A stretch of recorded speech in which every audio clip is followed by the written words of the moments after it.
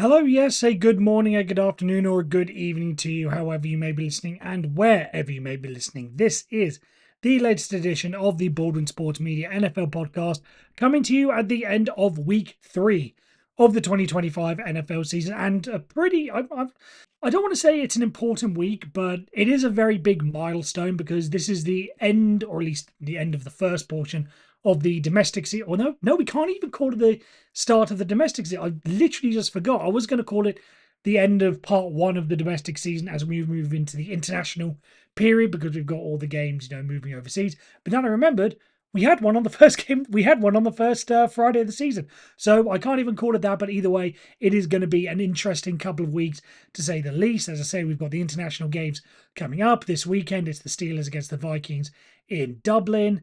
What's that going to do? It's always a case of, which team handles the travel well, form goes out the window, who's the most prepared or the best prepared, all that sort of stuff. It's always an interesting time of year when we get to the international stage. And again, we will be talking about that next week, but it is always good just to point out we're through one stage of the season. And once this week's over or next week's over, we're going to be through pretty much the first quarter of the season. So a pretty important milestone. And yes, plenty to talk about. But before we do that, as always, I want to start, as I always do, by thanking you very much for joining me this week. And if you are new, don't forget you can like and subscribe on whatever podcast platform it is that you are listening to this on. Although I say that every week, it's just been ingrained into my memory. But we are YouTube exclusive now purely because of ease and financial implications of it. So feel free to like and subscribe on the YouTube channel. And don't forget, as always, to leave comments and everything like that. And if you are a returning, oh wait, but we do have other social medias. I need to plug the social medias. We are at Baldwin Sports Media on YouTube, Instagram, and TikTok, and we are at MRB Sports Media on Twitter. So feel free to go and check those out as well. And if you are a returning listener, then as always, thank you so much for listening. Your support and continued listenership is always appreciated. Right, and with those early plugs out the way, let's dive in. And a bit of an odd one this week. Again, I usually talk about one big off-field or a couple of off-field topics to start the show, but there has been one story that devolves from on the pitch, on the field, issues that I do feel is very important to note. And that is the injury to Nick Bosa, the defensive end for the San Francisco 49ers. He's out for the season with an ACL injury. Now, not necessarily, I'd say not necessarily big, players have ACLs all the time. Big players have ACLs all the time. But I do want to say this is the second ACL injury of Nick Bosa's career. And I've always sort of held the belief you can come back from one big injury like this. I've always had my doubts when you have two injuries like this. It's the same reason that for a couple of years, I always sort of leaned against the Baltimore Ravens going far at the end of the season. Because after Lamar Jackson had his big injuries it was 2021 and 2022, towards the end of the year, you kind of lose the benefit of the doubt that you're going to be able to stay healthy, for all 17 17 games. I'm trying to remember when they moved to 16 games. But for the whole season, you lose the benefit of the doubt in my mind. And I'm now going to have to designate that to Nick Bosa as well, especially when you look at the position that he plays and how you need to be explosive in that position. I mean, you technically need to be explosive in all positions, but that's one that is very, very important to be explosive off the line and to gain position on the ground. And when you're wrestling with an offensive lineman or a tight end that's trying to block you, and you need to plant that leg in the ground. What's that gonna do to him moving forward? Again, I don't wish this on anyone. I really hope this isn't the beginning of the end for Nick Bosa, because for what it's worth, he is one of my favorite players in the NFL. I just think he's an absolute stud of a player, and he's probably one Super Bowl ring away from. If he'd already had a Super Bowl ring, I think he's a lock first ballot Hall of Famer, member for the Hall of Fame. So he is that talented of a player, and He's already won NFL Defensive Player of the Year. If depending on which way you lean, you can make the argument that he probably should have had more than that at this point of his career. But he is an absolutely fantastic player and an integral part of that San Francisco 49ers defensive line. And I just wonder what this is going to mean for his career moving forward. Have we seen the end of the best of Nick Bosa? I really do worry. And then that's long term concerns. Again, somewhat of a benefit that's happened early in the season, rather than late in the season, because then you're thinking, oh, is the recovery time going to kick into the start of, is it going to interrupt his preseason, and then is he going to have to start the season, next season on IR to, be back and healthy? At least it's happened now. That's the only real, silver lining you can pull from this. He's got the maximum time to get back. That's longer.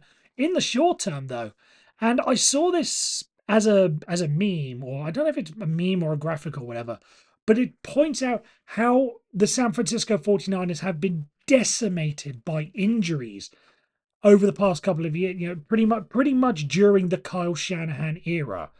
And this is just another one. You've got to look at this if you are a 49ers fan. I mean, maybe questioning what the medical staff is doing, that they're allowing, and I say not allowing, some of these are freak circumstances next, but the fact that you have had so many injuries and they have led the league in injuries and days missed from injuries, again, for pretty much the majority of the Kyle Shanahan era. And speaking of Kyle Shanahan, you have to wonder, is this an injury that again impacts his career with the 49ers? I think he is one of those coaches that I think is on the hot seat. It's not blazing hot like Mike McDaniel in Miami, for instance. That's the first one that comes to mind. I'm sure you can probably think of a couple of others. But getting to 2 Super Bowls, not winning them, is he are they going to get to a stage of, especially with some of their players, some of their veterans getting, into the older stages? You look at, Christian McCaffrey, again, with his injuries, probably getting to past his prime. The injury to George Kittle, what's that going to do to him? Is he going to be totally as effective as he has been? If the 49ers don't do well this season, and again, Nick Bosa is someone that can wreck games and win you 1 or 2 games on his own. He's in that category. What if that 1 or 2 games, cost them the NFC West, cost them a couple of spaces or a couple of spots in the seedings in the NFC, and they don't go on to win the Super Bowl, or don't even, maybe don't go deep into the playoffs, or maybe don't even make the playoffs? Is this something that could effectively be the end of Kyle Shanahan? Because again, you've got to think, with the talent that he supposedly has available, you've got to start thinking, when if ever, is it going to break through for the 49ers? And if it's not going to be Kyle Shanahan, again, with, some would argue when they are fully healthy, some would argue that they are the best roster as a whole. Obviously there's weak spots. I'm not totally sold on Brock Purdy. For instance, they don't necessarily have the best secondary in the league. I think, offensive line could do with some work, but they overall, I think you would probably put them in the top maybe 7 or 8 in terms of actual rosters overall. But he's not getting it done with them. And again, another injury to a key player. If not now, then when? So I'm concerned for Kyle Shanahan in this situation. Is this an injury that, again, that effectively costs him his job? That's what we need to be asking ourselves. I say if we are even if we're not 49ers fans. One ACL injury, and all of a sudden the 49ers are not the big bad team that they that they perhaps can be. So what's that going to mean again for them moving forward this year, and maybe even possibly in the future come next summer? It's going to be interesting to find out. Now, a little bit moving on to the next topic, and a little bit of a tweak, if you would. I'm sure if everyone watched the games this weekend, you will have seen the importance of special teams. With game-winning field goals, there's usually always one every week. This week we had we're going to touch on it later, a game-winning blocked field goal. Well, no, it wasn't game-winning, but it was game-sealing blocked field goal by the Eagles over the Rams, and especially with the dynamic kickoffs, how much that's changed. You go back to last week and the Steelers and the Seahawks. The special teams are, I think, becoming a bigger part of the game, and especially again going back to field goals, if kickers are kicking longer. I said this last year, it's going to change the game because now you don't need to get to within the 30 to be guaranteed of a field goal. You can probably bring it back to the 35, 36, 37 and still consider yourselves with a very good chance of making a field goal. And I think that's huge. But that's on the kickers. I think the punters need to have their special opportunity. And this is something that's been in the back of my mind for a while, but I don't know why I wanted to bring it up this week. I think, again, because of how important the kicking has been this season so far, and again this weekend.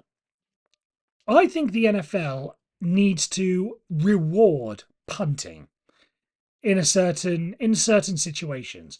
Now, if you're a follower of either rugby codes, be that rugby union or rugby league, you will know that I won't go into the full details of it.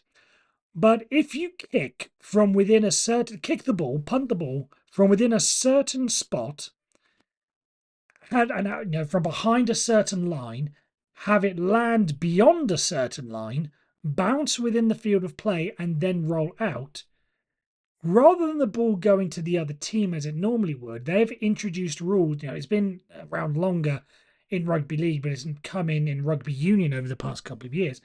If you do that, because it would be that if you punted the ball out on the full, so without bouncing, then you would have the ball brought back to your spot, where you kicked the ball, and it would, the ball would be handed to the other team.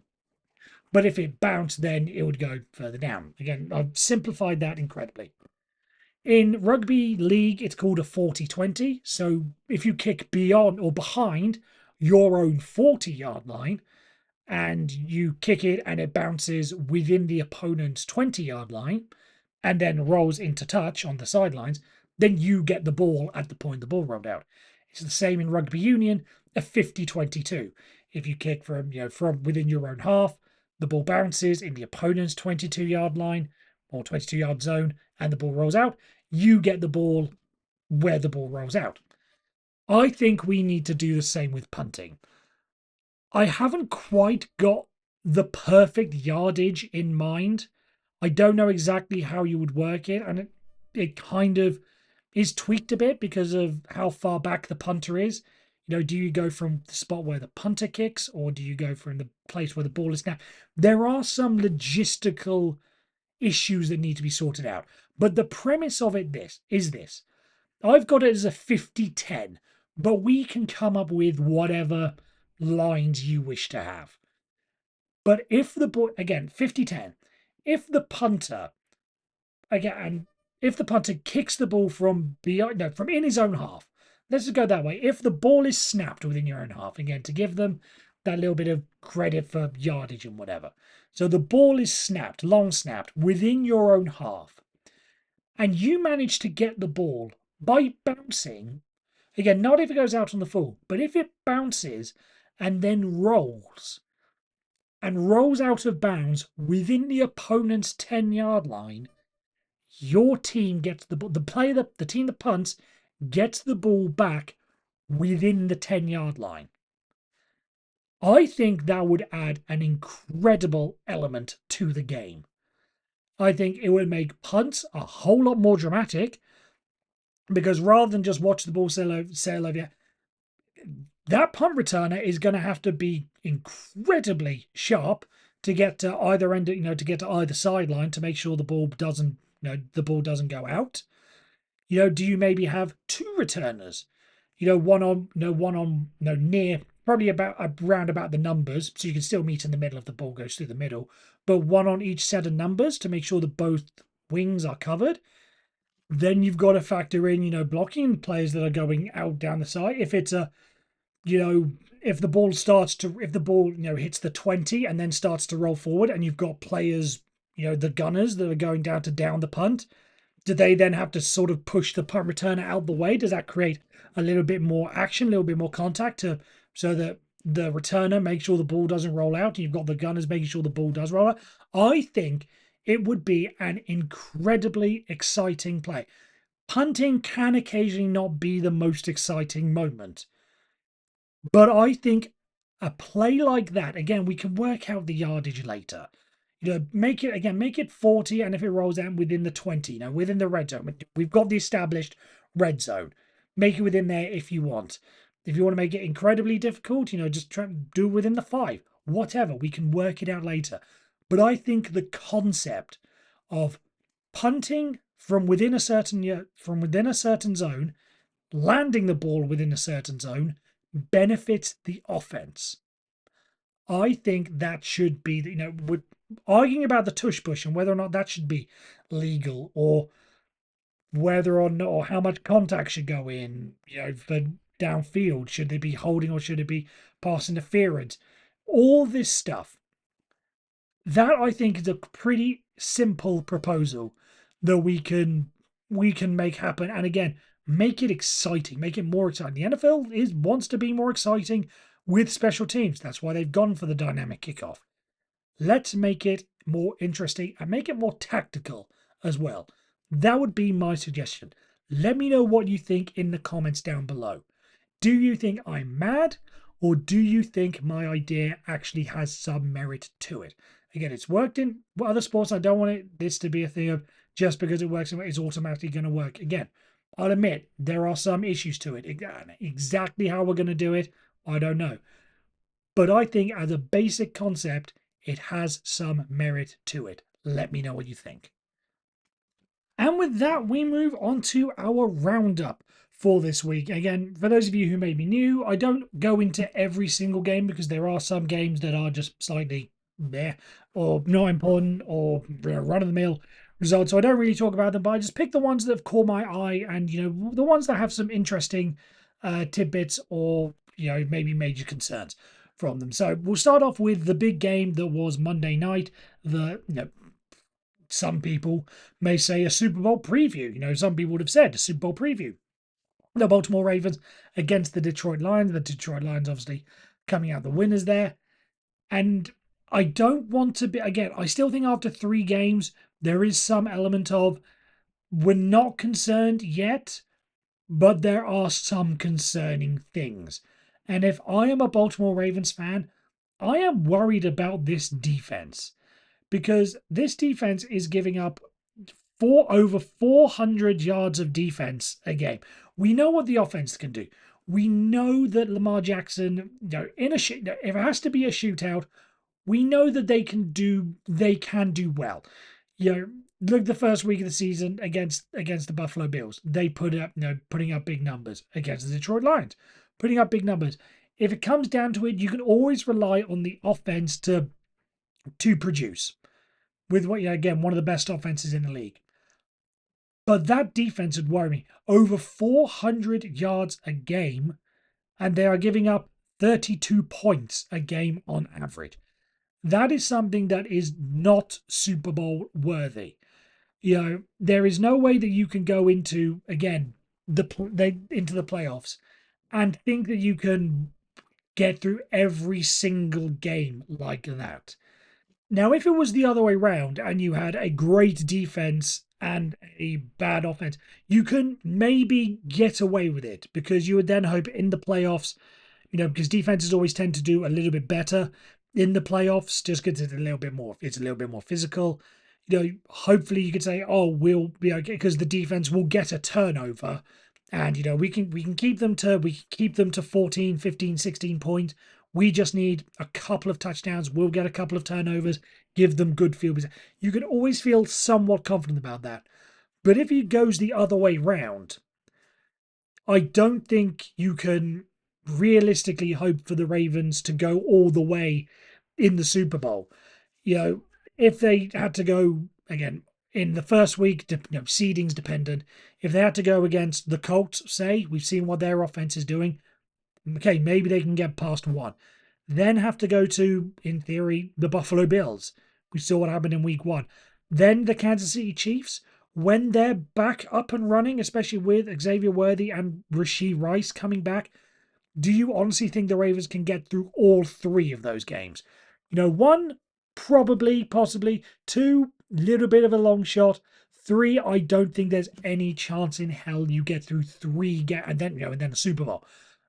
If you somehow manage to push your luck through that, I don't think you get through 4, 3, depending on if you get the bye, games in the playoffs to go and get that. So that is something that really does need to be sorted out. Again, Derrick Henry's fumbling also needs to be sorted out, but I would be much more concerned about that defense than I was. Quick aside on the Lions, for anyone who may have had some concerns, about after that first week against the Packers, are the Lions the same team after all? After they let Aaron Glenn go and they let Ben Johnson go, are they? I think they're pretty okay. Again, 1 week, still working some things out. Preseason's always different than a competitive game on the road against a very good Packers side. There was always going to be some complications. Then they go against the Bears, steamroll through them, and then put up a big offensive plays. And again, the way they did it as well, control the time of possession. So great innovative plays, that we would have expected from Ben Johnson last year. Turns out they're doing exactly the same thing. That handoff and pitch for the touchdown late, thing of genius. The courage and the execution to go on the 4th down, fantastic. The Detroit Lions are going to be fine. Little bit of a misstep in week 1, but I think they are going to be absolutely fine moving forward on that. Moving on, we have something that was a little bit further down my list, this of roundup, but I did find it interesting that this is on my notes, so you can tell how recently I wrote this and how recent when I recorded this. I listed it as Brian Daboll being open to QB competition. That's what he had said in the aftermath of their loss to the Chiefs. Now it's official. Jackson Dart is going to be the starter for the New York Giants. I don't know if maybe he's giving up on the season already and just thinking, okay, screw it. Let's get his development out the way. Let's get his early mistakes out the way. Not fussed about this season. This is all for the future, and then if things are looking good, then maybe that gives him enough credibility to say, hey, I can turn this thing, he's coming up good. Keep me in a job. I'm going to keep developing this guy. I do feel somewhat bad for Russell Wilson, I think his Hall of Fame, whatever slim chances he had of the Hall of Fame, I think have gone out the window. There was always talk about he was a borderline Hall of Famer in Seattle. Then he goes to Denver, didn't quite make it there. Then the Steelers, one final chance with the Giants. I benched after 3 games. He's not making the Hall of Fame. I think that's pretty obvious. So I do feel pretty bad for him in that sense. Speaking of quarterbacks, Carson Wentz seems to be doing okay. For anyone who thought that the Minnesota Vikings may be struggling after J.J. McCarthy's injury, Carson Wentz, after the story he's had, from potential MVP candidate with the Eagles to all the injury issues to then bouncing around the league with a few teams. Now he's with the Vikings and having to fill in for J.J. McCarthy for as long as he does. I said this about Mac Jones last week with the 49ers and after the Brock Purdy got injured. What happens if Carson Wentz keeps playing well? That's a legit quarterback controversy waiting to happen in Minnesota. I'm going to be very interested to see how that moves on again, especially against, pulling off against the Bengals as well. A team that some people were saying that they'd be fine with Jake Browning. Maybe not so much. So the battle of the backup quarterbacks, one team's coming out of that feeling very, very good. The other, very much not so much. So it'll be interesting to see how that moves moving forward. I touched on it earlier. Move on to the Philadelphia Eagles and the Los Angeles Rams. And it was something that I had in my mind, but I know that it's impossible to prove. But Mike Florio said it on Pro Football Talk. That's a win that proves championship caliber material. I don't think the Eagles have anything really to prove, as they are the defending champions. But maybe some people thought, oh, are they really? No, are they really all that? Was it Saquon Barkley one season, fluke? Jalen Hurts, still some debate as to what level of play he's at, whether or not he's an elite quarterback. I think they're doing okay, and to come back in that manner is more of a mental thing. To say, right, there as many teams have done in the past, like the Kansas City Chiefs, they may be down, but you have to keep them down. And the Rams just couldn't keep them down. So you've got to think, right, what's that going to do for them moving forward? If they can come back from that deficit, who's going to stop them? That's got to be the mentality that the Eagles are, strutting with, now as they go into practice, they go into training this week. So I think again, it's only week 3, but I think that was a pretty huge statement from the Philadelphia Eagles to go and take that. The Chicago Bears, really happy for Caleb Williams, because if he'd have had a third stinker in a row, again, with this whole hype around, Ben Johnson, the offensive guru, if he'd have had a third stinker, there definitely would have been some question marks. I don't think this is the quote unquote coming out party for Caleb Williams, but for him to get that first big, I was going to say prime time, but big game, Fox's America's game of the week, big performance against the Cowboys, who some people are thinking, not as bad as they were initially saying after the initial. Good to put in a big performance like that. I'm very, very happy for him because, again, it just silences him down for at least a week or two. Again, does it mean that he's going to be the savior for the franchise? No, but it at least gets people off his back for that little bit longer. And I think that's as good as you can ask for. Just keep delaying any doubts until you can totally get rid of them. And finally, I just want to touch on the Los Angeles Chargers, who have gone about their business brilliantly, because I don't know who created their schedule this way, or why they decided, or because we always hear that at the start of every season when they're doing the schedule, that there are hundreds of, potentially thousands of permutations of how they can have the schedules line up. And whoever decided to go with this one, to give the Chargers 3 division games in a row, could very easily make or break their season. But look at what 3 wins, 3 division wins. Huge for tiebreakers. And especially if the Kansas City Chiefs lose their game this coming week, they're 1-3. If the Chargers can win their game to go to 4-0 and the Chiefs go to 1-3, that's a huge gap. Again, it would only be week 4, but that is a gap that has to really be made up for the Chargers to then go and lose the division title, or for the Chiefs to go and claim it. I think that's absolutely huge for the Chargers to start off this way. Emphatic mission statement wins, whatever you want to call them. I think to come out with all of them is brilliant. And is really going to, for all those people who may have had the doubts about, or maybe instantly thought that this is the Chiefs division, I may have been one of them. They're proving those doubters wrong to say, hey, the Chargers, this is a legit team. And to think they're also doing this without their main tackle Slater. Pretty important. So it makes you think, how much better could they have been if he was here? I think that's huge. I think one of the lesser talked about stories. Again, maybe it's because it is the Chargers, and they lost in the AFC West story talking point, lost in the AFC talking point. I think that's huge for them to be 3-0 and 3 wins in the division. I think that's going to be very crucial moving forward.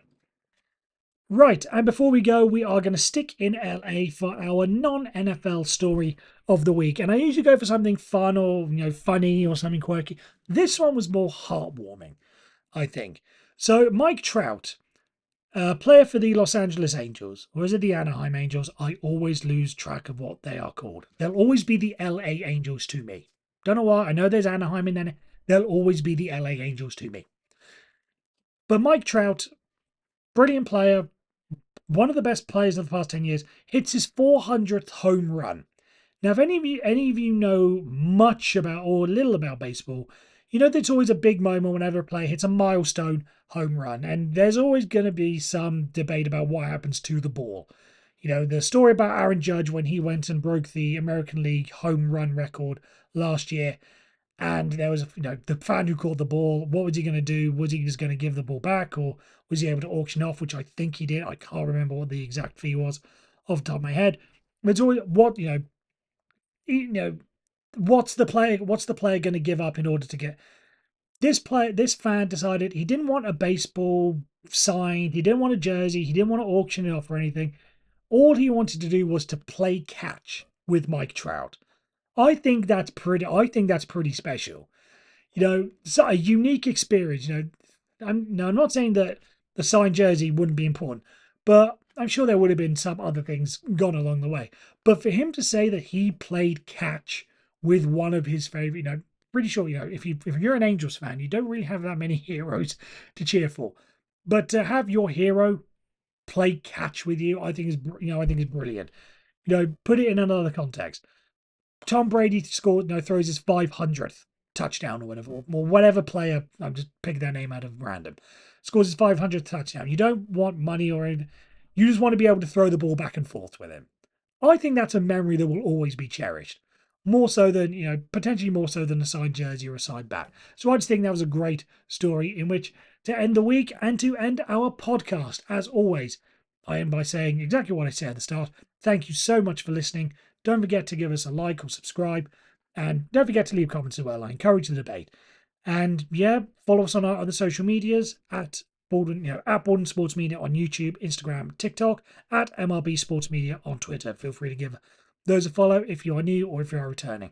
Either way, thank you very much for joining us. I will be back next week. And until then, take care. And as always, stay safe.